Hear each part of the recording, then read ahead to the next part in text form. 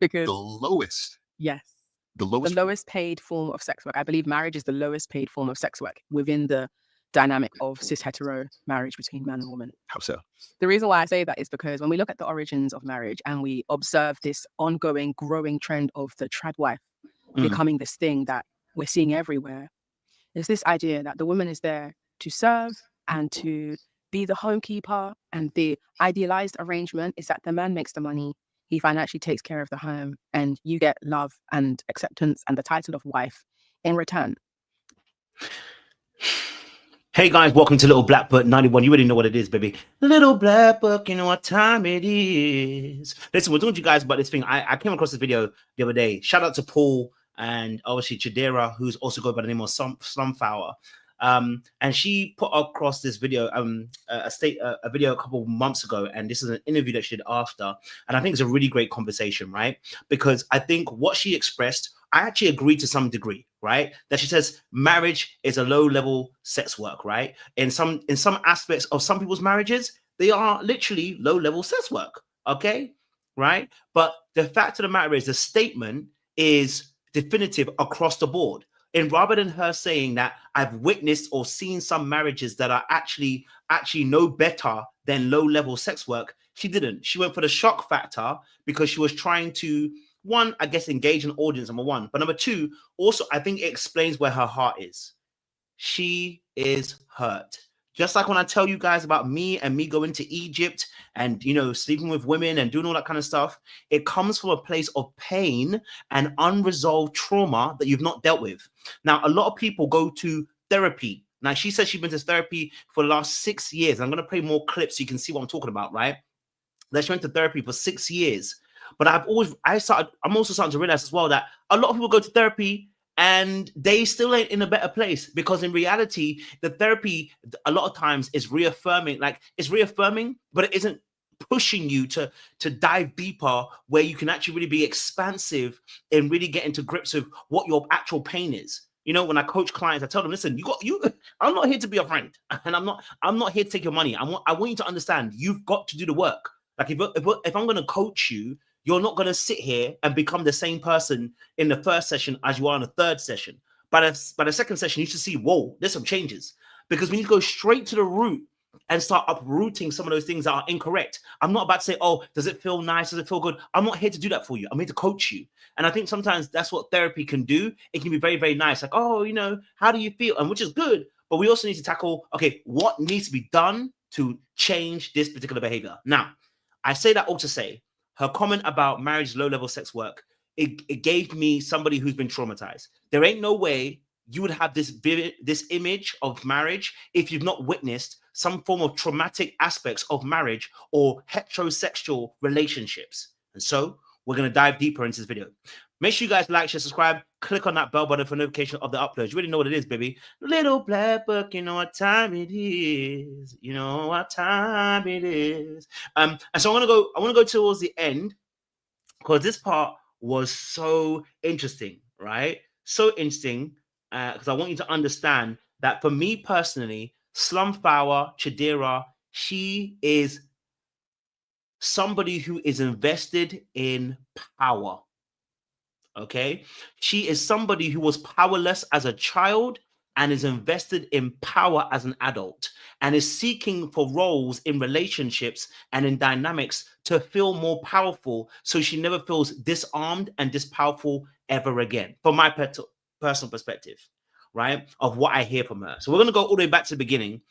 But before I do, I want you to listen to this aspect, because she said this comment. I think it was quite intriguing. Let's see if I can get the comment. To people who think it's okay to marry children, I am superior to men. And if women weren't superior to men, men wouldn't be creating laws and policies and social regulations to oppress women into submission. Okay. Now let's pause it right there. What did she just say? She said she believes she is superior to men. Okay. She just said she feels she's superior to men. And if women were not superior to men would not be making laws to subjugate women, right? To keep them down and keep them suppressed. Now, the reality of the situation is, we're going to keep it really real. Women do not have enough social structural power in this world to do the kind of damage that men can do from a structural perspective. If we're really being honest, because who runs the world? Let's not lie and say women do. We cannot lie and try to put it that way. We know men run the world. When you look at most countries, there is a man heading that country. There are men that head in those governments. So it is men that run the world. I don't say that to be excitable. I say that to say that there is a structural imbalance of power, just like there's a structural imbalance of power between white people and black people due to the structural powers that back each individual gender or individual race here. Okay, so when she makes a comment about being superior, I'm also aware that if she says those terms, whilst I do believe it can be very damaging, she doesn't have the structural power to be able to carry it through. But should a man be able to say, I believe that I'm superior to a woman, we would call that misogyny. We'd say that he hates women. We would say that he's willing to hurt women. We'd say several different things about that man. And, you know, I'd understand because, again, once more, why would you want to make yourself superior? Why would you put yourself as a superior being to the other person in that perspective? Right? So so in that perspective, I get it. But at the same point, I'm looking at it going, well, you're falling prey to the very thing that you actually are running from. The very thing that you're hurt by, which is a man, and in that situation, is the very thing that you're actually running away from by doing the very same thing that they are doing. It's almost like when black people try to say we shouldn't, you know, some people say we shouldn't enslave white people. It's like, wait. We don't need to be doing what they're doing, because then how are we better than them? And how are we doing better than them? How are we complaining about what they did? Which means basically what you're really saying is, I just want to be the one that's in power. Not that you're looking for equality or even equity, rather. You are looking for you to be in power and do what they're doing to you. That's what you're really saying. So let's go back to the very beginning, because I think it's really important to really address, because she's going to talk about the beginning of her childhood. And this is going to be a great example of how childhood plays a massive role in the way that people move through life. And it's why I tell you guys all the time that your childhood, you can't ignore it and be like, it didn't exist. It didn't happen. It doesn't impact me. It absolutely does. And this is going to prove what I mean by this. Listen to this. Interesting. And performing this innocence and performing this lack of awareness of how the world around me works. Because if my mother was to notice that I was too aware, then that would give away to her that I've obviously been doing some sneaky things, which would bring on a lot of very heavy punishment that would be quite, I mean, it's the whole thing of, it's so normalized in African culture to have extreme punishments for things that don't match what you're being punished for. So there was a lot of yelling in my household, a lot of beating. I think it's a thing that was learned culturally from my mother, whoever raised my mother, whoever raised the person who raised my mother, that taking a child's self-esteem apart is a form of corrective punishment, which, as you come to find later on, when it's now a time in both of your lives as mother and child where you have now got an adult child who has moved out and your adult child doesn't speak to you anymore, that's very difficult to grapple with. And that's the situation I'm in, where... Let's pause it right there. First and foremost, her actual, her actual relationship with her mother, as she explained, right? It's a very traumatic one, right? Where her mother, as she describes, took apart her self-esteem with the way she punished her. The way that her mother was very anxious and very much a helicopter parent, where she was consistently always overlooking whatever she did. Her mom was always on her case, making sure that she didn't go too far, didn't stray too far. Her mother was basically very controlling. Okay, all right. So we can see already a very traumatic outlook on the way that she's seeing her relationship with her mother, and rightly so, because of the way that her mother treated her, right? So this again is painting that picture of how we're going to get to a place where we're going to start saying that marriage is low-level sex work. Okay, we're going to get there. It's been 6 years. I don't speak to my mom, and that's a choice that I made. You currently do not speak to your mother. Yeah, and it's not something that I talk about often. Not because I'm ashamed about it. It's something that I wish I could talk about more often. It's that whole thing of, you know, Stockholm syndrome. You're sort of protective of the image of the person who did what they did to you, because the immediate perception for that person hearing about themselves being spoken about in this way would be, you're saying bad things about me. What about all the nice things? And I think we can accommodate two realities, being that you can have a parent who is incredibly well-intended and at times can be really loving, probably to a point of being smothering. And at the same time, there's things that they got wrong.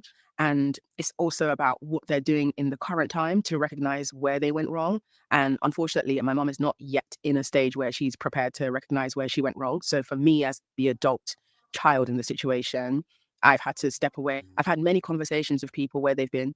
And I think that's again, once more, as she's alluding to, is a really great breakdown. What she's explaining is that for her mother has not learned yet that her behavior is actually incongruent with where she is right now, and it's very painful. Where her mother is at the moment, still now to this day, where she hasn't spoken to her for 6 years, which is fair because a lot of people don't speak to their parents, right? You know how I felt about my parents for a little while, so you already know how difficult it can be. It's because we are feeling pain from that relationship. What we need to be honest about is how it dictates how we move in relation with other people. Okay, so we're gonna listen a bit more. She recognizes where she went wrong with her own daughter. There's a lot more that she's going to have to unearth. And that's a whole identity crisis. I think about what you're saying is that there are millions in the imperial empire, here. Yes. But you have had therapy. So now I'm even more curious. What about the relationship with your father? So interestingly, around the time when I cut my mum off, I'd also cut my dad off, because for me, it was like my anger towards my dad was that he didn't protect me. Like, it was a thing where he just kind of let her just do what she wanted to do because she was so insistent, and it was safer for him to just let her do what she's doing. Now let's pause it right there again. This is a great example of the things that we see when I coach clients and we talk about, right? Really going back into our childhoods and understanding something. So we've got a mother who is very much hands-on in the parenting. The mother is the one that's doing all the work in terms of parenting the child. But what she noticed and gleaned is a father who's meant to be playing a patriarchal role as the head of the house, ignoring his duties when it came to the way that the mother, his wife, treated the child.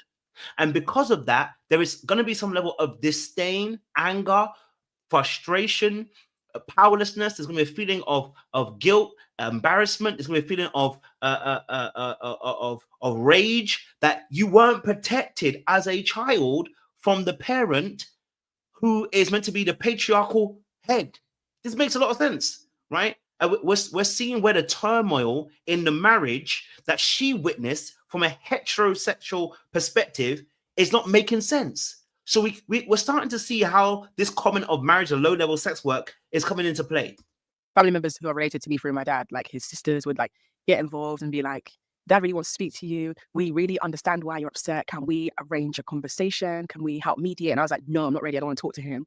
And then it got to a stage where I said, "You know what, look, if he wants to ever speak to me again, he's going to have to write me a letter detailing exactly what he's sorry for and how he believes that I've been impacted." That's the boundary. Right. You said, and he just... So he wrote the letter. Oh, he did? Yeah, he wrote the letter. And like within the first like few sentences, I was like, okay, he's sorry. I can tell that this is like, because my dad is not a very outwardly expressive emotional person. During my upbringing, never really told me that he loved me. And that was something. So it's funny because he asks the question later on about how do you have daddy issues? She said no, because my dad loves me. And remember, I told you about this with Dr. Bryant. She's the exact same thing. It's not whether they love you or not. It's about what they did. You see, most of us can say maybe our parents do love us, but there are things that they did that were incongruent with that love that have stuck with us up until now, right? So let me let me show you what I mean by this. I think he addressed this at the very beginning. Let's see this. I want to get into the biggest critiques against you, because I would imagine for people listening, watching, there will be an array of critiques. For sure. And I've looked at a lot of your work and I've seen the commentary around it. And so these are the top critiques. What's your, if you were a quick firing response to these critiques, all right? Critique one, or I'll just say critique. Chidera, she's a gold digger. I don't know anybody who digs for dirt and receives satisfaction from that. So I'd rather dig for gold than dig for dirt. Okay. She has daddy issues. Much to the disappointment of those who make those comments. My dad loves me very much, and he's aware that I'm a dominatrix, and he's very supportive, and he loves my story times when I tell him what I've got up to. Okay, so very much here is where we're seeing, the incongruence, right? And it happens to a lot of us. This is not personal to her. It happens to a lot of people. What she's taken is, well, my dad loves me. We know that your dad loves you, right? You said that, right? But what you also explained, and I thank her for being honest enough to do so, because it takes people a lot of a while to get to that place, that she's honest enough to say that in that space, she was frustrated with the relationship with her dad and cut him off as she cut her mum off, because he did not protect her.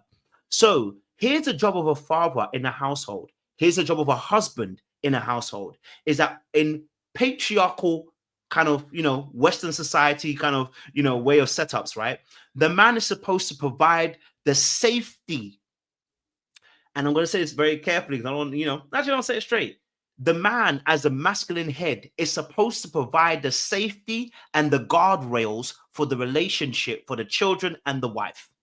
And then the children and the wife are supposed to exhibit their feminine traits within the aspects of the masculine guidelines. What that necessarily means is this, is that as a man, you're supposed to provide the safety and the boundaries as far as where the wife and the children can go.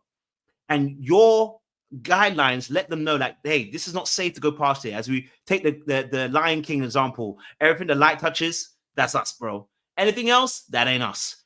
It's provide a safety where people can say, this is as far as we go. As a family, this is as far as we go. When the father doesn't play that role, when the husband doesn't play that role, right, he exposes the wife and the children in a way that is detrimental to them. They are now uncovered. Okay, so in that space, what's going to happen is for a young girl or a young boy, when you see that the father could be present, but is not emotionally present and does not provide guidelines, you see what I like to call wild behavior. I'm one of those people, so I know it's wild behavior. Very individualistic, individual behavior. It is both good and bad. You are a maverick that will always change the world because your unwillingness to bend to rules. We need people like Chidera. We need people like myself and anybody else who's out there who feels like they are a maverick. We need you because the world is changed by people like you because you're unwilling to submit to rules. And in times of change where it's needed, the people that break rules are often the ones who create revolutions, right? So there's a time and a season that these people are very much needed. Okay, so it's not to quench that fire. It is to say that the Lord knows how to use every single thing in its time and fashion. The problem, though, with being a maverick is that rules can be broken at any time. And the problem with being a maverick is the individualism. The problem with being a maverick is the fact that at times you are so individual, you don't know how to be interdependent with people. You are so focused on doing you that you forget other people. So when she makes a comment about marriage or low-level sex work, it's her perspective, not realizing her influence on how that could be taken, right? So we're going to go back to where she was about her romantic relationships. I think it's powerful. Still in that environment, what were those relationships like? So my early relationships were bog standard, using boys as a site to seek validation. And so I would fall into that classic pattern of being the anxious person who would go for like the classic avoidant boy. And then when he starts pulling away, it would be this internal panic and feeling like I have to pull him in closer and be quite passive and clingy and all the traits that can push anybody away. I got tired of that pattern of constantly feeling this sense of, this annoying situationship work. That was a very common thing in my younger teenage and early 20s. Okay, so she's admitted to us that she always found herself in a very anxious, avoidant attachment style, and that she was, it was always mixing and blending for her. And I think that's really powerful, right? Because I think she's highlighted something that we can really work with here. That if you're always in that if you're always in that space, she found herself in situationships. What's the work that she needed to do in order to heal that? Because there's some work that needs to be done to heal that particular way of doing relationships, right? Because you have boundary issues, and because your constant need for love and validation, which is a wound, hasn't been solved. So you find yourself in spaces where your cup's not going to be filled. Your cup's always going to be taken from, because you're used to being taken from, not being fulfilled. And so until you heal that wound, you find yourself in situations where you're consistently always pouring out, but not being poured into, which is where the anxious avoidant attachment style keeps coming in. Okay. All right. And so this is powerful. Choosing yourself unapologetically. At any point up into your early 20s, did you ever feel like you were truly loved by anyone? It's tricky to answer because the immediate answer is no. If we remove the word truly and you've just asked me, did you feel like you were loved up until the point of your early 20s? I'll say, yeah, my mom loved me, like really aggressively and violently and, completely stepping on my boundaries, but she loved me though, right? But the word truly loved, were you truly loved up until your early 20s? No, because I don't even think I truly loved myself. So ironically, when I moved out, I was 23. And that was when I began a whole different journey again of really sitting with myself, because I moved into a place where I was living alone. And it was during a time when me moving out was the direct outcome of me cutting off my mum. So it was like, okay, I'm dealing with separating from my mom, living on my own for the first time, and essentially being confronted with the responsibilities of being my own person without someone telling me what time to come home, without someone yelling at me, without someone invading my personal space. And that was where I started to slowly, once again, reframe how I view men. Because even where I live now, it's still the place that I moved into when I first moved out. And I've never... Now, with a parent that is consistently, on your neck, that's going to push you into a space of wanting to find out your own identity. And in wanting to find your own identity, you are going to break the boundaries to find that identity. So for a lot of young children, if the child hasn't had a healthy home, secure parents, what tends to happen is those children tend to push boundaries to find themselves. They reject the initial they reject the initial blueprint and the identity that they feel that they're being forced to take from the parent. They reject it and they go and find their own identity. So they go and do whatever they're going to do. And in doing so, they find themselves in places that you're like, whoa, you shouldn't be there. But the reality is they need to be there because they need to find out their identity. Now, some people don't make it back. Some people go in that journey and they don't come back. Some people do, most people do, and they come back and they find a sense of balance again. But for a lot of us, we go into very strange places that you wouldn't say, why would you be there? Right? Never ever had a guy there to sleep with or have fun time with. Interesting. Yeah, and it's not because I'm saving myself for marriage. It's no, it's just that I've not yet felt like a man has given me a good reason to bring him to my personal space. Because what I really hate about the idea of bringing romantic encounters to your personal space is when it goes wrong and you look at that chair where they used to sit, now you're triggered in your own living space. You're remembering that's the chair they used to sit on, or Right. do you know what I mean? I don't know, that kind of thing. My space is my sanctuary. Yeah. So see, that's actually an individual here, right? And that's, as you said there, I think it gives a really big clue. I don't want to look at my sofa and have to have the heartbreak all over again. And think about it. We all have to do it, sis. Whether it's your coat, you can say it's not your house. You can be outside. Listen, I remember I walked past a bus stop and I almost had a heart attack when I broke up with one of my exes. So you are not free. Love is a risk. And so what you have to really realize, what you have to really realize is that in reality, you're not free. You can never, ever get rid of that feeling. You are going to be triggered in some way. You're going to be triggered in some way, right? So I get what she's saying, but what it sounds like, you're very afraid of the love. And that's fair, because many of us are afraid, but we're still going forward in relationships, but we're not even good at it. So it's not like we're doing any better than you, by being in a relationship. I'm just highlighting again some of the things that she's doing, that she may not have all the aspects so far to look at it in a particular way, but I get why she feels that way. Have never invited never had a boy in my flat. A boy at your flat. You've never. Never. Oh my God, this is, I'm learning. Okay, no, this is interesting. Okay, all right. So now you then enter, I would say, the public sphere. Yes. With, is it saggy boobs matter? Yeah. Hashtag saggy boobs matter. Saggy boobs matter. This. I want to just get this for favor, and that's the unwritten code of patriarchy. Yeah. Let's go deeper into this, because you're touching upon an area that, when I was doing my research on you, I thought this is so interesting, because you could be, I say, one of the few, but I honestly could not identify anyone else speaking about this subject the way that you speak about the subject. So, and I haven't talked to all 8 billion people in the world, but you're definitely, I think, one of the more prominent voices on this. So in particular, I want to look first at this idea of love, right? And I've seen you talk about this, write about this, that the traditional idea of love is damaging specifically for women. Why so? The reason why I think that the traditional definition of love is damaging for women is because it involves us being self-sacrificial in order to prove our worth. And what I mean by us being self-sacrificial is, you hear these stories of women saying that, I was close to finishing my degree and I was off to follow my dreams, and then I fell in love. And then, he said, why don't we move countries?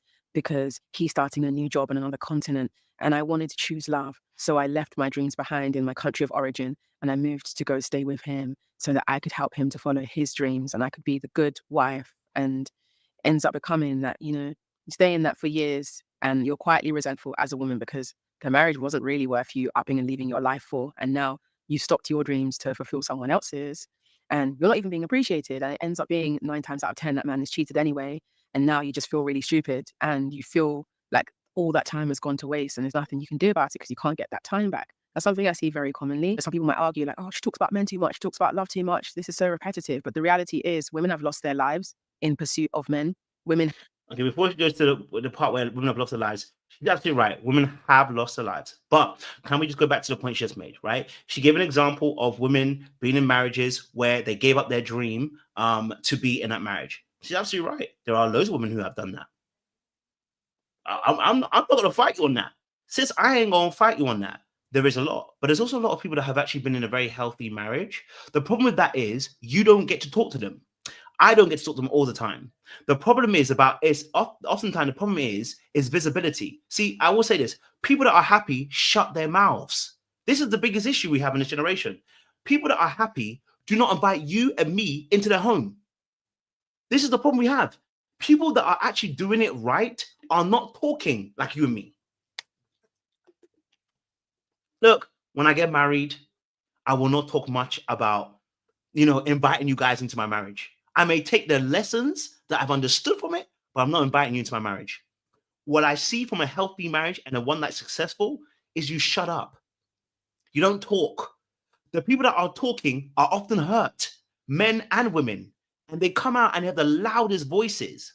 And we're even in a much more worse situation in this generation because we have far more people with access to a microphone and the World Wide Web. Okay? All right. Now, the reality of the situation is she's making good points because as a woman, I do believe you should decenter men. I really do. You should not be making decisions solely based on me, right? You must work what's on your heart. If you believe you have a dream, let's see how we can work that in and making that happen. You get what I'm saying to you? I'm not averse to that at all. You know what I'm saying? I know there's a lot of men who will be, but I'm not averse to that. You have a dream. You know what I'm saying to you? You have a dream as well. But like both of us do when we come into a marriage, there's going to have to be a co-vision. There's going to have to be a co-vision. My vision has to be coinciding with you, right? Because now you're a part of my life. You're a part of the vision. It is not for me just to drive and be like, just follow whatever I say. No, let's see what is our vision for this marriage. What is it we're looking to? What has God said that we're supposed to be doing? What has God said? Right? What has God called us to do? Where's God calling us to? I didn't marry you so you can just be quiet. You know what I'm saying to you? I married you because I know you're wise. I know you are brilliant. You are smart. You're intelligent. I married you because I knew that you would be a good partner. I didn't marry a slave. Now, there's a lot of people that will want to marry women as slave. So where she's making a point, she's making a good point. So what I would say is, I don't think she's wrong about that. But that can't be your emphasis as to why you're not going into marriage, because that is the fear mongering that men also use on the other side of women. Women change up. Women just want your money. Women are gold diggers. And it's a fear mongering.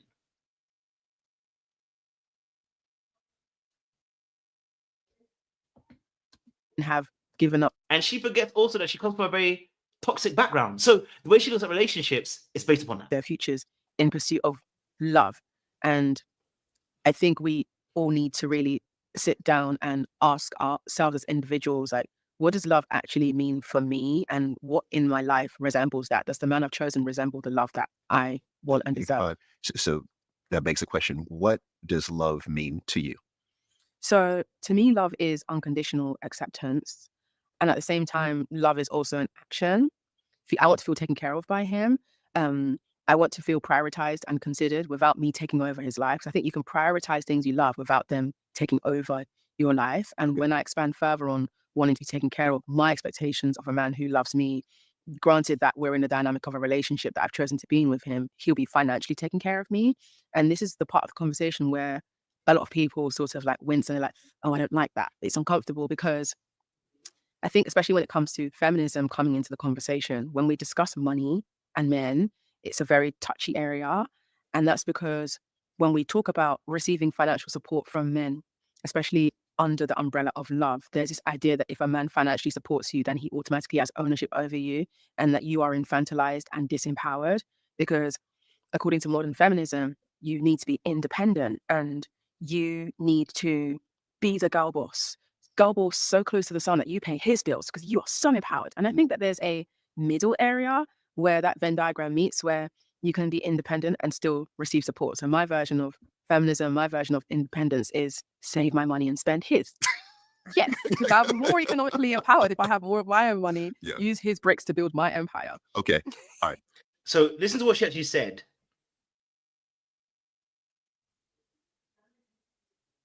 That's when I knew it's a broken perspective.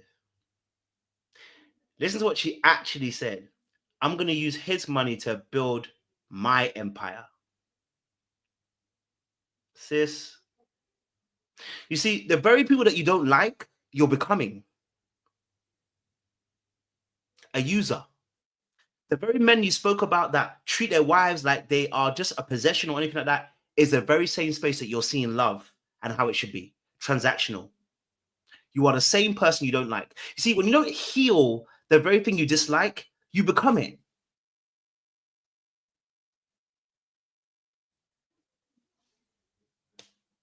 You become it, right? You become it. Because if a man told me that, you know, he wants to be in a relationship where he can use a woman's resources to build my empire, I would look at him like, so not our empire, your empire. Yeah, I would look at you some way as well, bro, because you're sounding very maniac. Yes, because I'm more economically empowered if I have more of my own money, use his bricks to build my empire. Okay. All right. I definitely want to spend a lot of time talking about the finance side because, you know, my first career was finance. Think how proud they were when I said I'm going to become an investment banker. Then think of how disappointed they need to materially benefit from that. Okay. Because women are owed reparations, and the people we lay with are the people who are most likely to kill us, which sounds really dark, but that's the reality we're living in. If you look at the statistics about intimate partner violence, it's really saddening to see. But also, I think it's so interesting that women are expected traditionally under this definition of love to be the homemaker, to be the all-star sexual being, to be ever emotionally present. And what do we expect of men? Just like come home, put your briefcase down, be there, I guess. Like, we're not asking enough of men. And this is, again, where the conversation gets really touchy, because it could be argued, which is true, that men are having a difficult time mentally. There's this whole conversation about the... No. This is real, right? So what she should be focusing on, I believe, is that I need a partner that is just not going to be saying, I'm paying the bills. What she needs to be looking at is somebody who's actually going to emotionally support her, and actually somebody who's actually got the gravitas to not just pay bills, because you're reducing them to paying bills, but you are saying you want more than that. Do you see the incongruence in what you're saying? You actually are saying you want a man to be doing more than that, not just doing, I pay bills. Yet you're reducing him to being, I want him just to pay my money, and so he can just I can build my empire. So you're becoming the very thing that you don't like, and also you're trying to avoid the very thing that you are. So it's like you're going to continue on that hamster wheel over and over again, because you're not actually paying attention to what's actually happening to you, which is because of your pain, it's taking you to the very place that is going to cause more pain for you. And I've been there, so I know what it is. I know what it is. You know what I'm saying to you? I know what it looks like. I know how it feels. So I'm not bashing her at all. It's more of a case of, I understand. I just needed to look a bit more deeper again. Yes, on the terms that the woman benefits. Okay. So what I mean by that is, if someone was, yes, on the terms that the woman benefits. Yes, on the terms that the woman benefits. Okay. So what I mean by that is, if someone was to ask me, which I get this question quite often, would you ever get married? And when I give this answer, people laugh. And it's like, I'm being serious. Like, take me seriously, guys. Okay. I would genuinely marry if, as properties in plural, properties in my name, assets in my name. I want land. I want assets. I want properties. I'm not marrying for love just as an emotion. I'm marrying for love as security. I'm marrying for my future to be set good, the future of my children, for the rest of my life and their life. Now, do you see the interesting thing about this perspective? I actually have no problem with it. The problem is, the very thing she's fighting was well, men only take advantage of women, right? Men only want to use women, right? Men see women as property. So, and women need to decenter men and stop having them in the center. And, you know, a marriage has a benefit of women, which there's some parts of which I agree with parts of it, right? But now she's flipping it, saying, okay, if I'm going to get married, he has to put land in my name, put this in my name, put this in my name, put this in my name. Well, someone that really cares about you and that loves you would do that.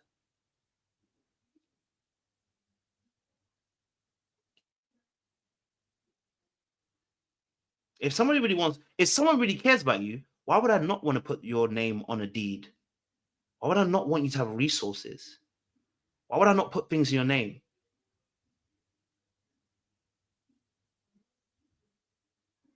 Why would I not do that?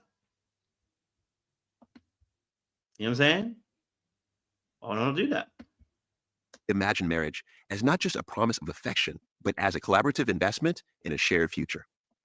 If I'm 30 now, what do I want my life to look like in 10 years' time, 15 years' time? And how can I marry in that direction? Because the origin of marriage is about wealth redistribution. It is about a structure. And this is what I find frustrating. Marriage, whilst it is also about wealth distribution, it was also, again, this is why we reduce it sometimes to this physical space. But we have to understand that for she's 29, that God instituted this thing, of course, so we can also learn about one another, right? This is why we need to do marriage with the right person, because doing it with the wrong person will damage you for sure, in that space as well. But we'll let it go on. Where it is a contract, and you know how it is with contracts, the person who drafts the contract is the one who benefits more. And patriarchy, men are the ones who are in charge of all of this infrastructure. So it's always going to benefit them. It's about just... And it's really interesting that she says it's going to benefit them. The men will say that it benefits women, right? In the space, because again, if you decide you want to leave it, you can take half, right? If you decide, I'm not saying that she's wrong in this aspect. I'm saying that both parties start to see the other side and say they benefit more. No, you benefit more, and it's like, yo, listen. You have to choose the right kind of person to want to do this marriage with, because in any case, the other person can benefit. If you be with somebody who is a taker and not a giver, they will benefit. You know what I mean? They will benefit. Going for beyond the first guy who gives you a compliment and being like, well, I have to marry him because I've been swept off my feet. It's about understanding that you're deserving of compliments. You're beautiful. Like, men are going to flatter you all the time, but you need to do the picking, and you need to make these men audition. Okay, and I'm with you on that, right? The part that I'm struggling with is the assets part, right? So, are you saying, let's say, for example, we have a gentleman who, let's say, is 25 years old, and it's a heterosexual relationship. You have the woman who has a higher level of education, makes more money than he does, has more assets than he does, but he's a nice guy, and he says he loves her. He said. What do you think should happen in that situation? And he wants to marry her. What should she do? I think she shouldn't marry him. So it's going to sound so heartless and cold. I know people are going to be like, this is horrible. What do you mean? She's already got her own assets anyway. Right. He just, all she needs is just his luck. If I was in that scenario you've just described, which I probably am really, I have a lot going for me. I'm successful in my own right. And that's the more reason why I'm always looking for like what's out there, what's bigger. There's always someone who's got more than me. I can learn from him. I can take his assets. Right, and you do it. So Chidera. Aye, sis. Yes, this is there.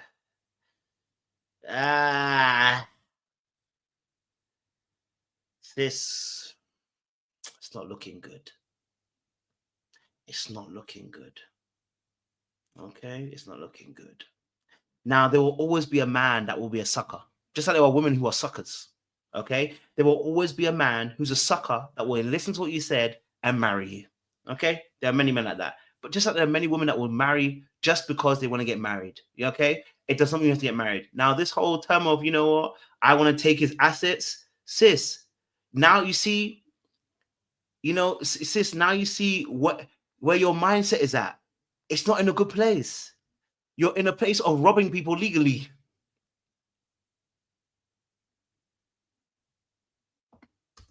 The reason why I asked about that scenario is because that was me and my wife. Oh, that was exactly us. At 25, my wife had a master's degree. I didn't have a master's degree yet. She was working in a law firm. She was making much more money than I was. And she was wealthier. She had more assets. She had a higher net worth than I did at 25. And then we got married at 25. That's really young. And she did something that I know you're going to say was insane. I wanted to start a business and I didn't have any money. And you know what she did? Did she invest in you? She liquidated her retirement fund. Yeah. I would have never done that. Can't lie to you. I never tell my sister. Listen, he's a very unique man. We do not use him as a barometer. Okay, he's a unique man. I will never use him as a barometer. He's blessed, and thank God for him. But we don't use him as a barometer. Okay, because let me tell you this now. As me myself, I wouldn't even want you to even use that as a barometer situation. He's very unique, and let's leave it at that. Okay, yeah, let's leave it. Let's leave it at that. Okay, let's not go any further for that.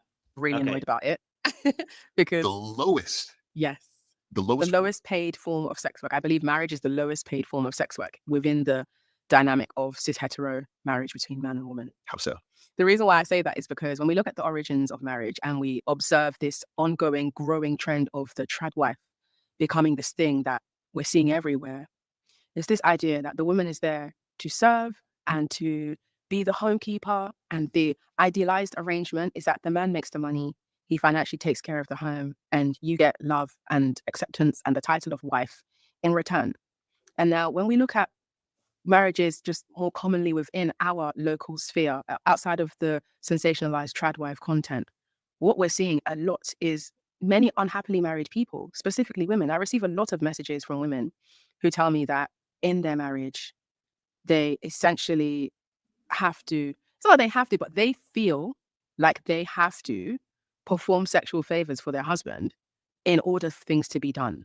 Whether that's, for example, I don't know if you might have seen this flying around on the internet, there was an interview between Katy Perry and Alex Cooper on Alex Cooper's podcast called Call Her Daddy.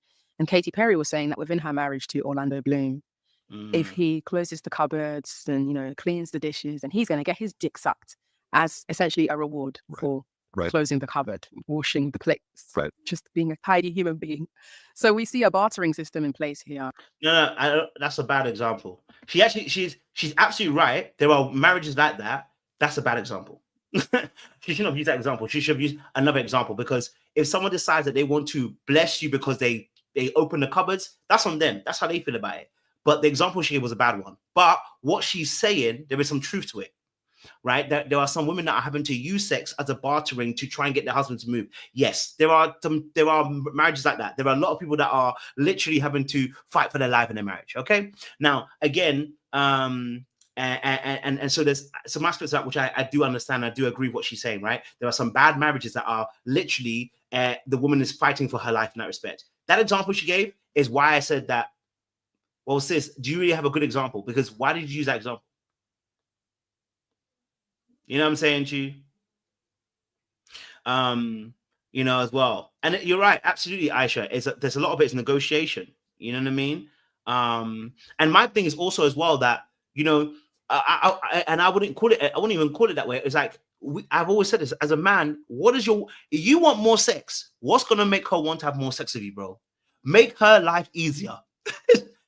It's not difficult, you know. Whatever she feels is going to make her life easier, it's going to make her more receptive in the bedroom, right? Because having too much stress makes you not want to have sex. Let's just be real. Let's be honest. I'm making it very black and white. Of course, there's much nuance, but the reality situation is, okay, all right. The reality situation is, all right, that in reality, that what's going to make your wife want to have more sex with you?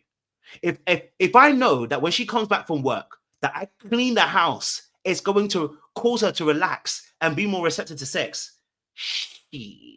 I better clean that house. I better put on an apron and start cleaning that house, baby. Right? Because I understand that there is a transaction that happens. Right? There is an aspect of that. That doesn't mean that there isn't a natural want or desire to have sex, but it's also an understanding that there is an aspect of certain things that get done that do elicit different responses. Right?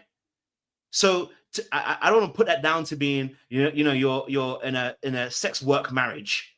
I'm just being honest. Yeah. You got to do what you got to do.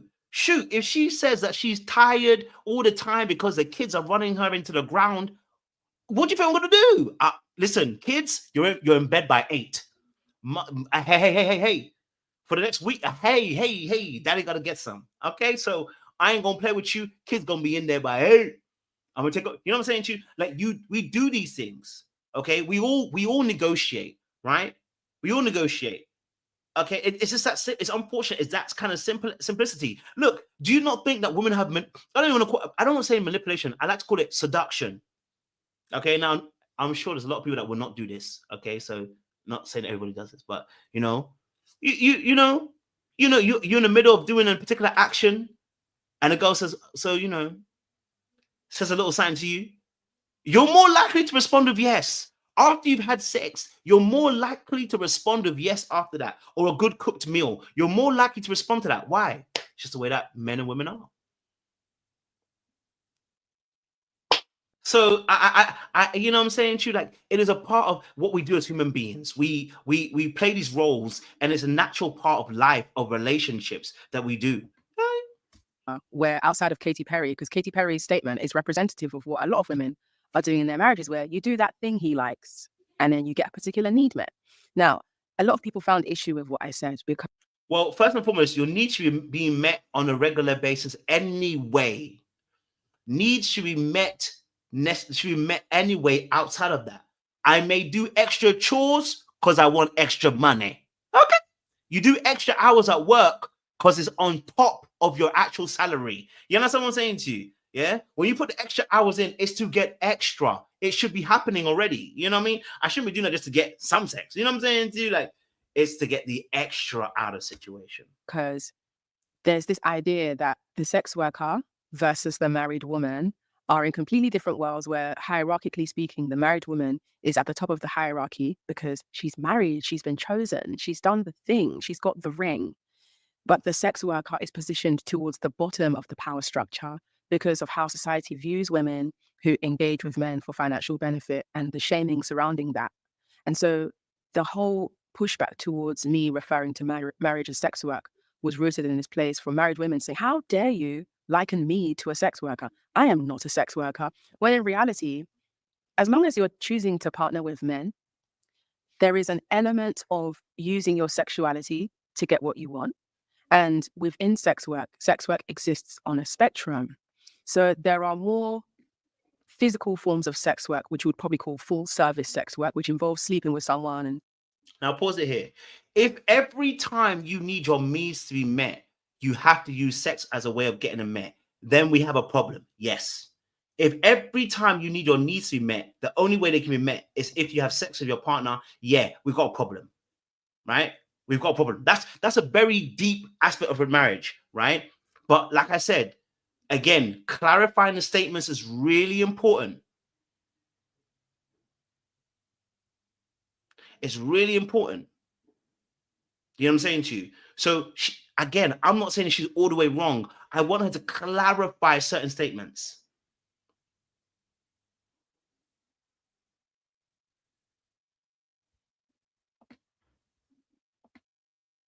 doing more physical acts. Okay. And then when we look towards the complete opposite side of the spectrum of sex work, there are things like, for example, phone sex operators, there are dominatrixes, there are people who sell foot pictures. Whilst what they're doing might not immediately come across as sex work based on the definition we've all been taught, it's all this idea of selling your sensuality and exchanging your erotic interactions for you to get something that you want. There are married women who are reluctantly having sex with their husbands, who are reluctantly engaging in sexual favors because they know that that's what's going to make sure that the bills are going to get paid this month. Right. The kids' school uniform's going to be paid for. They're essentially. Okay, see, that is an abusive relationship. That ain't even a relationship. Like, what she's talking about there is an abusive relationship. The man is saying, basically, I'm not going to pay no bills. I'm not going to do this for you. I'm not going to. At that point, we're not in a relationship with abuse. Do you see the difference? That's a crazy thing. Right? That is a completely different relation. That's why we have to clarify these statements, because what you're describing is abuse. To the point where the man is saying, I'm not going to pay no bills in this household, and you ain't going to eat in this household, all that kind of stuff, unless I get sex. Yeah, you are in an abusive relationship at that point. You're not in a healthy dynamic relationship at all, right? None. You know what I'm saying to you? You know what I'm saying to you? So in essence, that's an abusive relationship, and we should make clear distinction between the two, which is why I said when she said the word marriage is a low-level sex work, clarify what you mean by that. Some people are in marriages that are like sex work. Clarify that very clearly so that you don't make it a whole wash. What she did was she made a blanket statement on purpose. She's not dumb, she's smart. You know what she's doing. She made a blanket statement on purpose to gather up the attention, rather than being very specific and saying, specifically, there are some people in marriages that are like sex work. And then they'll be like, oh, okay, there's some marriages that are like that. Yeah, there's some marriages that are like that. Yeah, of course, there are some marriages that like that. There's abusive people in marriages who are suffering because they're in marriages where it's abusive. Actually taking one for the team being them and their kids. Right. And then there are married women who recognize the power that they hold within the institution and infrastructure of marriage. And this is how I would behave if I was a married woman, where I want to go on vacation to XYZ. Okay.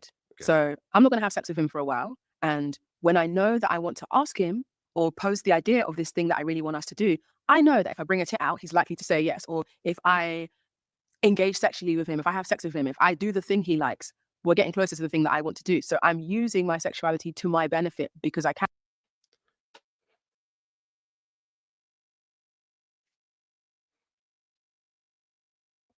Sis, can I be honest with you? What you're talking about is manipulation. The very thing you're talking about, that you're saying that these men do with women in marriages, is the exact same thing you're saying you're going to do. You're going to use the power of sex as a wielding, controlling method of your partner. That sounds wild. That sounds very wild. And guess what, sis? The very thing you're saying that you don't want to be in marriage is the exact same thing you're saying that you would be in a marriage. You can't make it up. You know what I'm saying to you? I was like, yo. And because it's a power and because I know that it's going to reap the result I want. Also, off the back of that question, sex is a huge cornerstone theme when we talk about marriage, so much so that within religion, especially Christianity, virginity is such a huge concept. There's an emphasis that's placed on sex, especially on the woman's body, even culturally speaking. Where I'm from in Nigeria, we have something called bride price. Oh, yes. And, it's icky to talk about on the surface because bride price, that's interesting. Like you're essentially, lack of better wording, you're offering the bride's family a bunch of assets and gifts in exchange for their daughter, but it's not entirely in exchange for their daughter. It's also a gesture of me saying, I present you these gifts as a way to express that I intend to take your daughter seriously.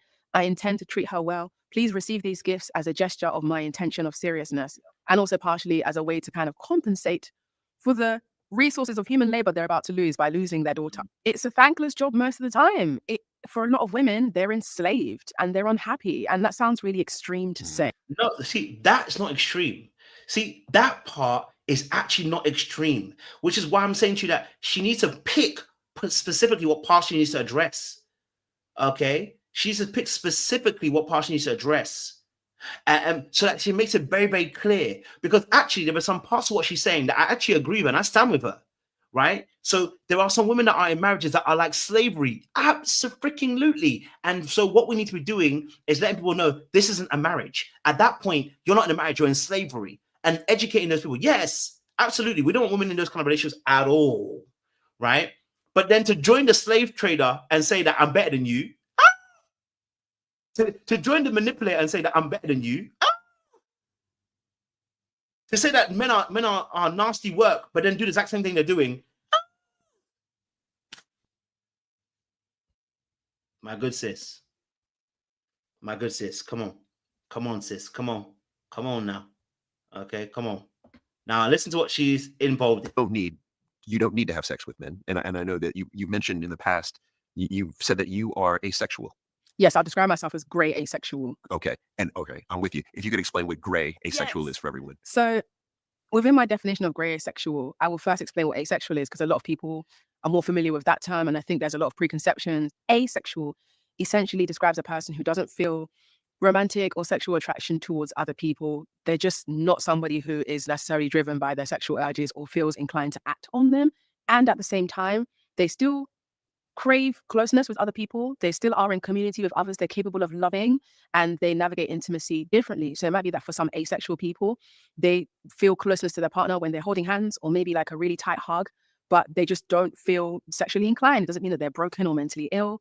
They just don't feel like they need to have sex. Now, where gray asexual comes in, because sexuality is on a spectrum, and the gray part of asexuality, which is where I sit on the spectrum, is I can go another 10 years right now without having sex with a man and not feel like I've lost out on anything. It doesn't mean that I don't experience sexual attraction to men. Doesn't mean that I haven't experienced romantic attraction to men. In fact, the last time I slept with a man was 2021, and that was nice while it lasted. But for me, I'm not somebody who feels impulse driven by my sexual urges. I have a lot. I would say it's like having the self-restraint of a sensei when it comes to sex. Okay. Whereas people who are not asexual at all and are probably more on the casual sex side of things, and this is not an insult when I say it, but in terms of describing that polarity between self-restraint of a sensei, the more casual sex havers, those who are more impulsively driven by their sexual urges, probably self-restraint of a 5-year-old. And what I mean by that is, if you think of the example of, do you remember in the pandemic when... See, when I listen to people like this, they think they're better than people. Sis, you don't even have a sexual attraction. Like, so you can't actually describe your restraint as you're like a sensei. You're not a sensei, because in reality, you don't have any restraint to restrain. You're not restraining anything. That's so you're not that strong, right? Never compare your ability, okay, where you don't have the arousal necessarily the same way someone else does and goes, I've got better restraint than you. No, you ain't. You don't even get aroused the exact same way. So how can you compare the two? How can you compare the two? I'll go and say the same thing, struggle streams. I'll go and say the same thing. I'll go and say the same, but I want it to be respectful. You know what I mean? I'll go and say the same thing. You know what I mean? I'll go and say the same thing. And so your own asexuality here puts you in a place where you want to be manipulative to men.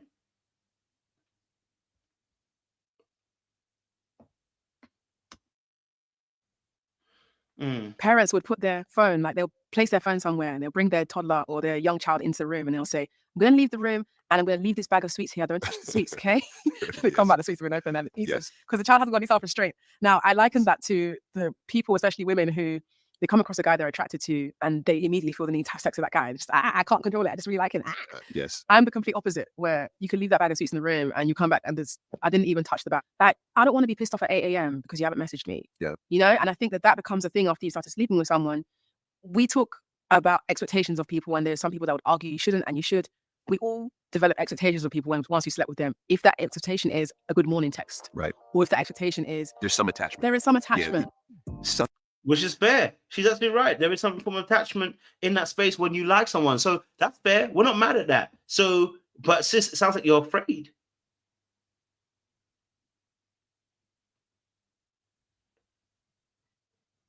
Sounds like you're afraid.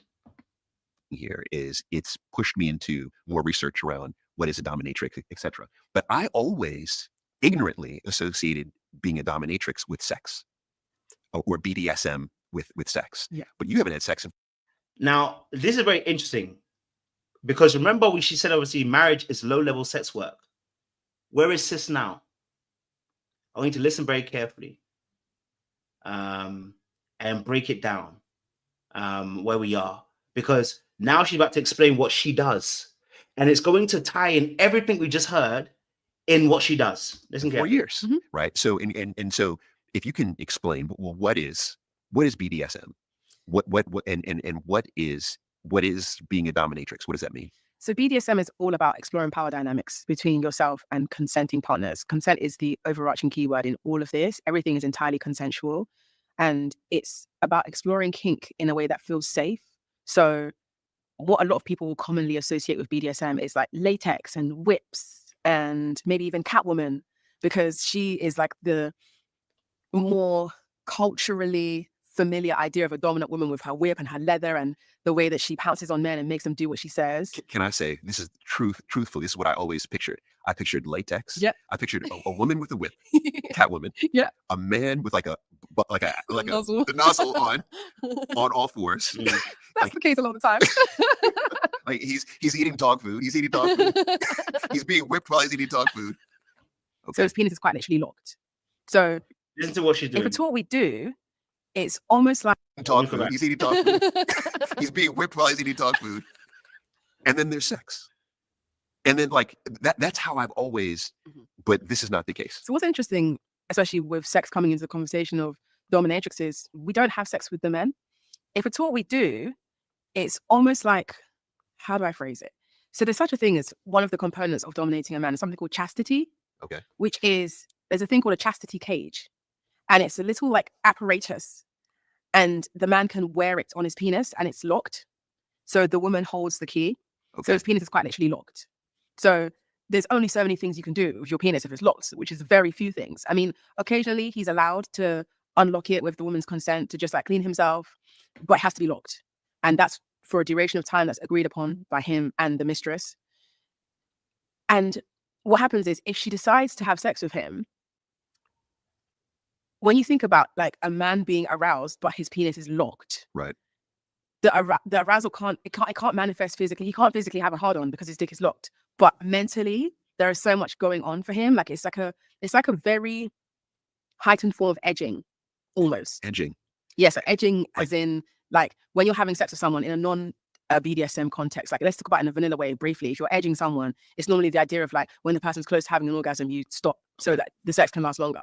But in BDSM, especially in the context of a dominatrix and her submissive man, edging him is while he's locked in chastity, you're making him do things that are of service to you, whether it can range from you making him carry out house chores and him being obedient and you rewarding him with a pat on the head and saying good boy, making him kiss your feet, instructing him to pleasure you orally, and again, all while he's locked. So he's psychologically in a place where he's of service to you and he's also very excited. And so if you actually listen to what she said very carefully, the sex is still happening. He's just not getting any. She said the words, he can pleasure you orally. So sex is still happening. It just isn't happening in the way that he wants it to happen. Okay. All right. So I don't know anyone else, but that kink a little bit scary to me. That kink is a little bit scary to me. Okay. That kink is a little bit scary to me. Okay, because really and truly, oh, my laptop's gonna hold on. Let me go and get my power cable. Hold on 2 seconds. I'll play the clip and I'll come back. So when you decide that you're going to unlock the cage and he's allowed to have an actual full-on hard-on, like you're probably not going to be able to even have actual sex with him. All you see is just like stroke your finger across and he's gonna nut because he's so like psychologically charged. Yeah, like it's such heightened arousal. All right, but and that's in the case of sex. But you're saying in most scenarios we don't have sex. You don't have sex. No. So there's a dominatrix, which is typically a woman. Yes. And then a submissive. Typically a man. How does the dominatrix and submissive even connect? Like, how do you find each other? Are there? So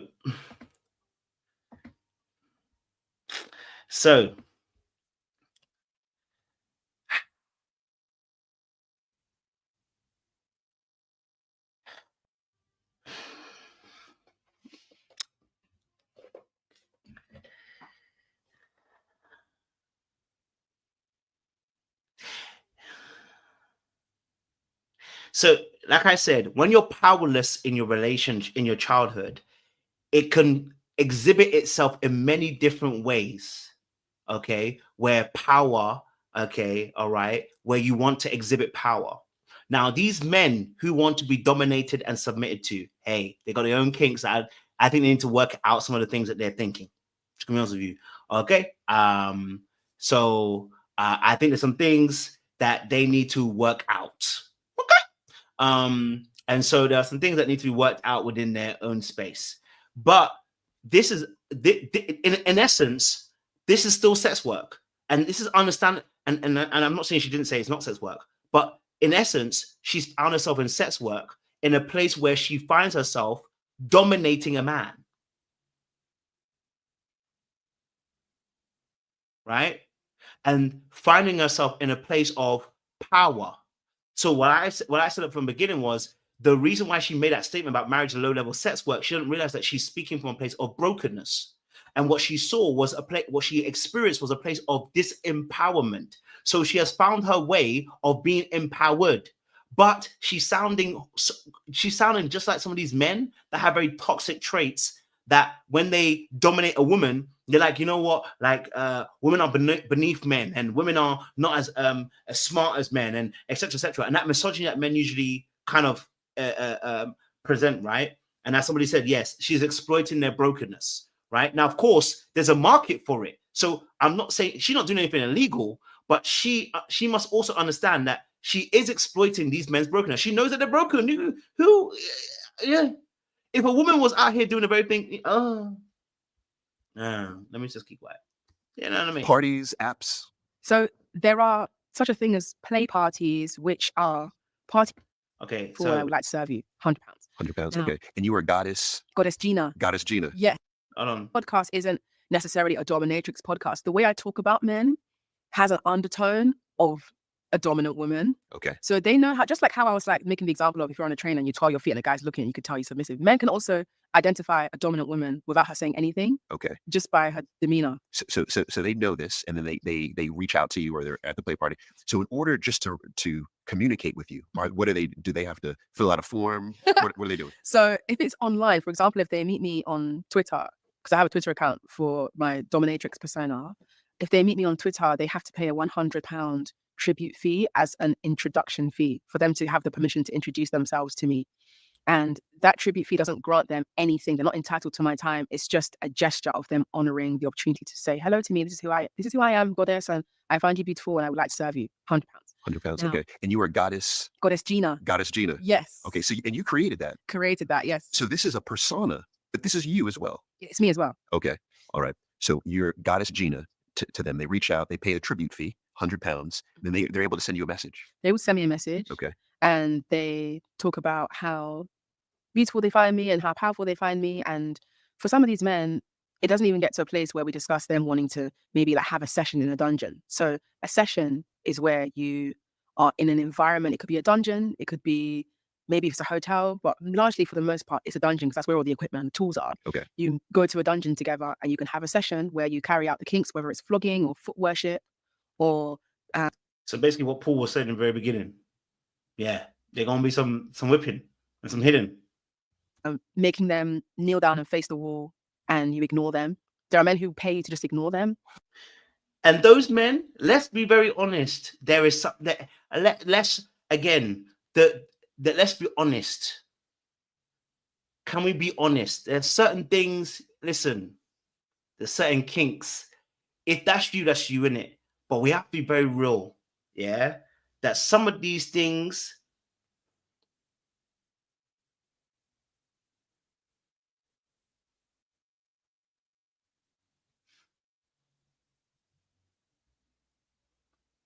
there's some things behind it. There's some things behind it. You know what I'm saying to you? There's some things behind it, right? It's like when you know what I'm saying to you. Like for me, there's some levels of some of this behavior which is in depravity, and there's some levels of this behavior which is also in the area of brokenness that your self-worth and your self-esteem is partly broken.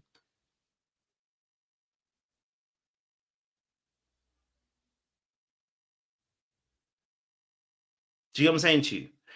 And this particular part I'm going to be very clear on. There's a particular behavior, and I've mentioned before. For instance, as a man, if you there are some women that enjoy a particular type of sex, which I find to be scary.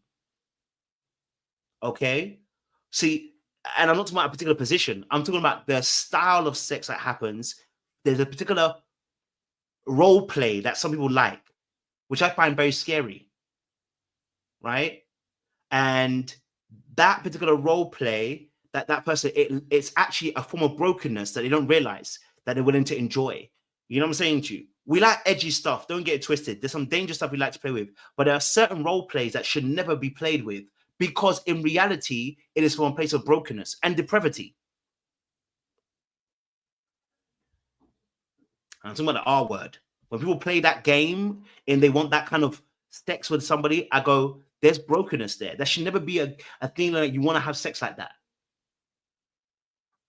You know, there's a brokenness there, you know, that we need to be able to actually start speaking about, to say, why are you thinking that way? Because that's not normal, right? And actually, it's depravity. You see what I'm saying to you?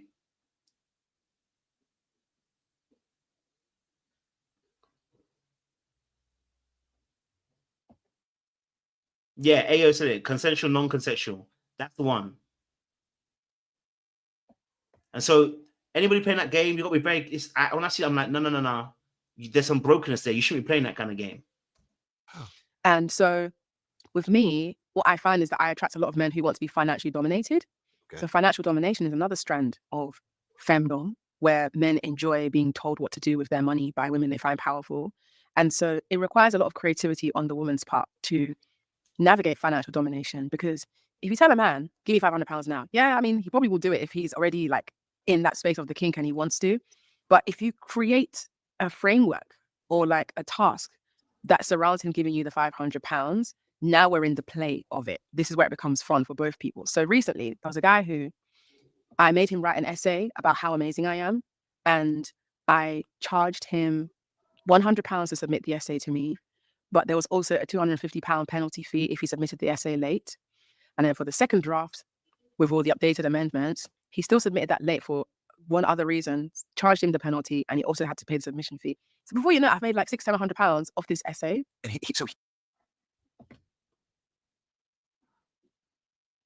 Does that sound normal to you?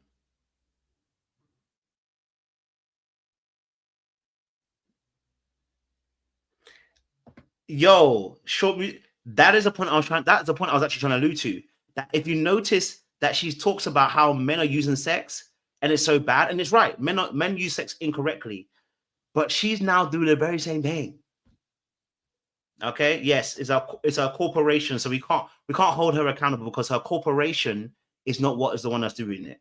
You get me? He has literally sent you the money. Yeah. So it's your money. Oh, absolutely. And I don't owe him sex. He's not going to stalk me and kill me for £700. And the reason why I'm confident in that is because this is a man he's got a lot of money. And men like this who send women like me money, I'm not the only one they're sending money to. So her way of being safe is telling us that because he sends her money and is a rich man, he can't kill.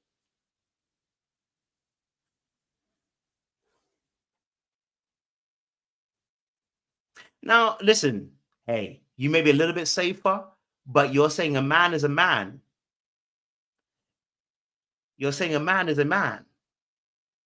So men kill in all levels. No offense to anybody saying that. I don't want to say that to you. You know what I'm saying to you? Like, the thought process that you think that you're safe because he's rich is crazy work. Crazy work. And that's exactly what we're talking about.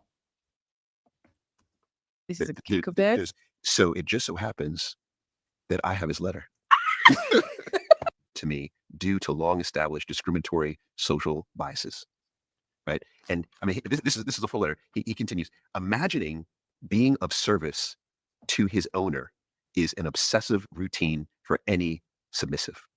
My mind is constantly drawn into dreaming ways I can make my owner's life more comfortable while becoming more selfless. I find a superior goddess can extract most from her submissives by understanding their mindset and playing on the weaknesses and insecurities, but also by... Oh, wait, hold on.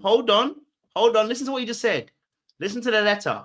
Listen. This is why I said that there's something very dark about this, right? When it's done in this context. Listen to the wording of the man. Basically, the person that she's dominating has written her a letter, okay, which he wanted to do. Okay, so that's his own thing. But listen to the wording he uses here. Is an obsessive routine for any submissive.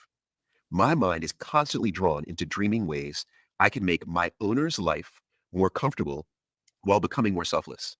I find a superior goddess can extract most from her submissives by understanding their mindset and playing on the weaknesses and insecurities, but also by establishing an environment in which her submissives can thrive and grow. So she has to exploit their insecurities and their weaknesses. Yeah.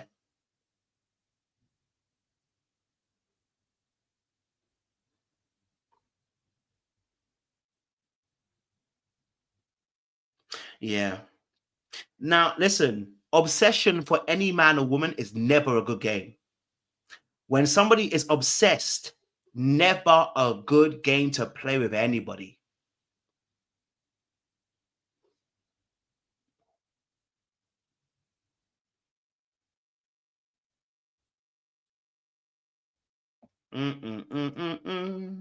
So you were the owner. Well, I haven't. So at the time when he wrote this essay, part of it was like he was pitching himself to be owned by me. So I don't currently own him. He still has to work to being owned by me. Okay. And the idea of ownership, it's intentional language that is used within the kink space to imply that the person who owns the subordinate is the person who is superior. And even though, as he said by himself, he's a white middle-aged man, the idea of him being owned by a Black goddess, it means something to him. Yes. Because he talks about reparations. He's very self-aware about, there's a part in the essay where he's so self-aware that he wants to be owned by somebody.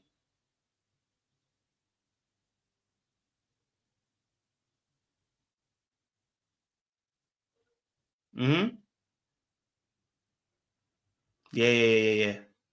No, I said the men are not being duped. I'm not saying the men are being duped. I'm not saying the men are being duped at all. The men are not being duped. They chose to be there. What I'm saying is about why she's doing what she's doing.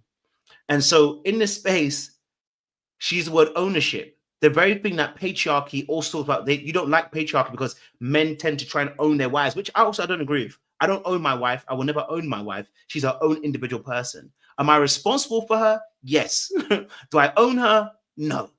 Okay. And so in that space, as she said, that there's this ownership. He wants to be owned by her. I said, anybody who wants to be owned by somebody in that space as a normal thing,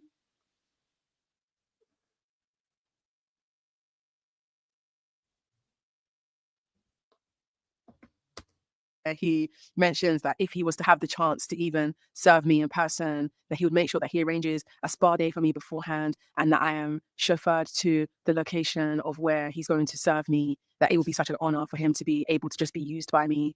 It's very interesting to hear a man say that. Especially, he picked his, can I give the identity, the name that he picked? Yes. Okay. Because this is what this is the end. He says, on average, they are equal or greater to the remaining public in openness traits, being conscientious, being kind. Yes, and safe. And safe. Yeah. So help me understand, what is he feeling? What's the drive to do this? Because it's play with you. Yeah. Because he doesn't have you as a dominant for his entire life. Yep. It's only during sessions. So we've actually never met, but he sent me in total over £2,000, which in the world of femdom, that's not even that much money. Is it? There are men.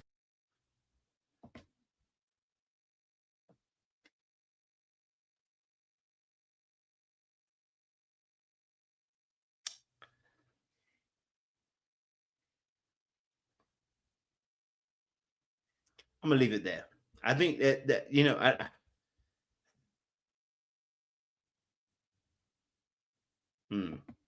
okay. Yeah, there are men who, I know somebody, a fellow dominatrix, who he was wearing, and he told me that as he was getting ready, putting on his tuxedo, he was having like fantasies about me dominating him in the tuxedo. So I gave him not a task, but I said to him, well, when you come back from the event, I want to hear specific details about what you fantasized about. And I gave him a few bullet points.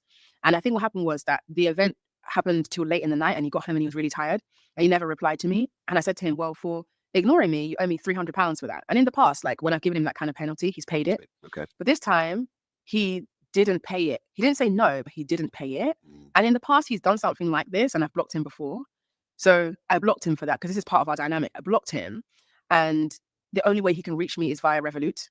So what happened was in the past when I blocked him, out of nowhere, he sent me £250. Revolut is a banking app. So out of nowhere, he sent me £250 on Revolut. He didn't put any payment note, just £250. So I knew that was his way of trying to come back into the picture. So I unblocked him on Twitter, which is our main place of communicating. Okay. When I unblocked him, I said, I saw the £250 you sent, double it. And he doubled it. So now he sent me 500 in total. And that's how we became in good books and he sent the essay. So now that he has been badly behaved, not only does he owe me £300, which he's going to have to pay if he wants to come back into the picture, there's still a separate fee of unblocking, which is probably going to be £500 from now. So in total, I'm going to get £800 from him. And if he can't pay it, then we have nothing to talk about. Like, I don't engage in this lifestyle from a place of like needing the money. It's just the principle. And that's why when you don't need men for anything, whether you're in BDSM or in vanilla interactions with them, you can really have fun with it. And ironically, people might ask me, like, what do you do with the money these guys give you? I know she thinks she doesn't need these men, but you do. But you do. It's like I said, I don't need these customers. But you do. But you do.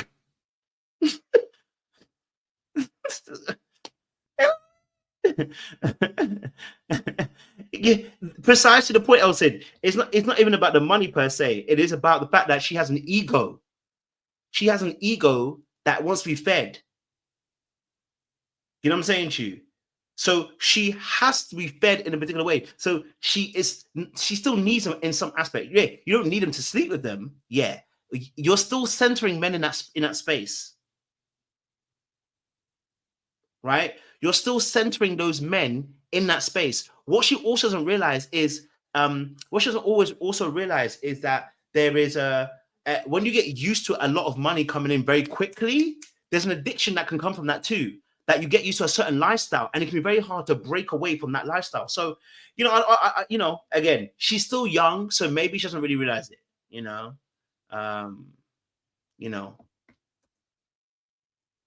So I'll tell you what I do with the money. I buy groceries. I pay for my my utility bills. Yeah. I do burlesque performing, so I pay for my costumes. Like, costumes are quite expensive, you know, the corsets and the rhinestones and the headpieces. So all the money that men give me, I pour it back into my hobbies and my passions. I don't use the money men give me to buy designer items, because men buy me designer gifts anyway. Like, this necklace is a Swarovski necklace, and it was gifted by a sub who he's blocked like over a year ago. It's a really nice necklace. And the thing is, when men buy me things and I've cut them off, the reason why I don't get rid of it is because I like to look at the things men have got me, and I'm like, this is what I'm capable of. Like, these are my spoils I've collected. This is the whole community I find to be so interesting. The I guess I can ask a million questions, but the last question I have on that community is these men. So this particular man, slave tux. Slave tux. He's gonna love this, by the way. Is he? Oh, what she's explaining is the very same thing that what men also do when they are conquering women. She's got the same pride those men have, that, you know, when we're conquering women, she's got the same pride herself. Like, you don't want change. What you want is power. And that's completely different. You know what I mean? Like, I've been there. I know. I can feel it. I understand. Listen, you don't want change. You want power. And that's okay. The reality of the situation is, you don't want to change the patriarchy. What you want is power. You don't want equality. You don't want equity. You want power. Okay, so for her in this space, like, just like you see that, if you notice very clearly what she said, what we're seeing is what happens to men when they are explaining the locker room stuff, right? So what she's doing is an equivalent of the male locker room. So in that space, when she says, I'm collecting my trophies, it's the same thing that men, that when they're having sex with women consistently across the board, they are collecting trophies. That is what they're doing. Like, I've knocked that one, I've knocked that one, I've knocked that one. Yeah, bro, I've hit this, and this. But we know that those men are broken. You know what I'm saying to you? You know those men are broken. You know? So it's unfortunate, but she'll learn. Like, hopefully she'll learn. I want to get into the biggest critiques against you. Because I would imagine for people listening, watching, there will be an array of critiques. For sure. And I've looked at a lot of your work, and I've seen the commentary around it. And so these are the top critiques. What's your, you know, if you were a quick firing response to these critiques, all right? Critique one, or I'll just say critique. Chidera, she's a gold digger. I don't know anybody who digs for dirt and receives satisfaction from that. So I'd rather dig for gold than dig for dirt. Okay. Good point. She has daddy issues. Much to the disappointment of those who make those comments. My dad loves me very much, and he's aware that I'm a dominatrix, and he's very supportive, and he loves my story times when I tell him what I've got up to. He's like, yes, make guys money. It's true, my man. That's a great response. All right. Chidera, she must be emotionally damaged. I'm quite the opposite, actually. I've done 6 years in therapy. I love myself very much. I'm surrounded by very loving people, and I'm the most emotionally in tune with myself I've ever been. Chidera, given everything that she does, she's definitely not a feminist. Many people, including feminists, would argue that I'm not a feminist because feminism is largely about equality with men. I don't believe that I'm equal to people who think it's okay to marry children. I am superior to men.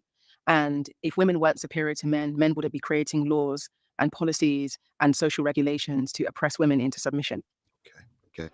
You know what, Chidera, she's the female Andrew Tate. Definitely not. I think it's very laughable to compare me to someone who has been not just accused of sex trafficking, but this same person has spurred on a red pill movement that further enables misogyny, something that costs women their lives. So me having high standards and encouraging women to expect more of men cannot in any way be likened to somebody who encourages a movement that costs women their lives. I agree that part. All right. And last one is that your games with men are so exhausting and you should just let love happen. Actually, I love the game. I think games are really good. Did you know that if you play games that involve you having to use a lot of mental arithmetic and mental strategy, it actually prevents dementia? So games are good. Games are good for all of us. And I think that, sarcasm aside, the idea of, oh, just let love in. I think that love deserves conditions. And I think that not everyone deserves to love us because people will love us in the language that's familiar with them. And it's important to find somebody who loves you in a language that you understand and that you're familiar with. And it will take time to find. My message is not about hating men. My message is about hating people who have reinforced patriarchy. But that's most men. So I'm not really sure where that leaves us. Fair enough. Fair enough. One question. So, baby, you're going to be stuck. Okay, you're going to be stuck. You're going to be stuck. Because in reality, right, you're playing the game as a way of defending yourself from the pain of actually that if you were to love somebody, you're to be vulnerable. Now, that's where you're going to be stuck. And I think that's where she needs to, that's where she also has to understand. And yeah, she is as well. I know it's short musing that she's still enforcing that patriarchy as a woman. What she has to realize is that inevitably, that the game that you're playing, is fine. You want to play it, continue. But you have to know why you're playing it. And I think for her, you're going to realize that a lot of the playing that you're doing is actually a defense mechanism. You actually are trying to defend yourself from being hurt and being vulnerable. And once you get to that place and being more understanding, I think you have a better perspective. Anyway, I got to go. But make sure you guys like, share, subscribe. You click on that bell button for notification uploads. We appreciate you guys. Stay locked, stay loaded is another interesting conversation. We might actually do a live on this on Friday. So we'll see what happens. Much love, much appreciation. Bye-bye.